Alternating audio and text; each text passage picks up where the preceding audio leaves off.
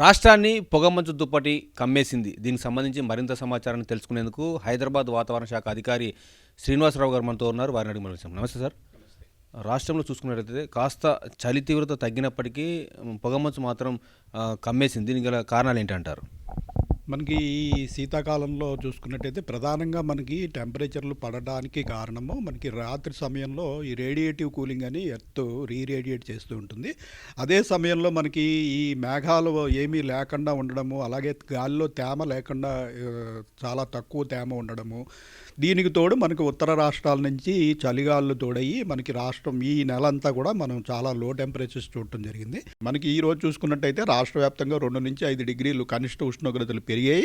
కానీ అదే సమయంలో తేమ ప్రవేశించడం వల్ల మనకి బాగా రాష్ట్ర వ్యాప్తంగా కూడా పొగమంచు కమ్మడం అనేది మనం ఈరోజు చూడటం జరిగింది. దీనివల్ల ఏంటంటే తెల్లవారుజామున 6 బయట తిరిగి అటువంటి పీల్చడం వల్ల కొంచెం శ్వాసకోశ సంబంధమైన వ్యాధులు కలగడం జరుగుతుంది. వచ్చే 2-3 రోజులు కూడా మనకి ఈ కనిష్ట టెంపరేచర్లు ఈ విండ్ ప్యాటర్న్ ఇలా ఉన్నందువల్ల ఇదే స్థాయిలో కొనసాగే అవకాశం ఉంది.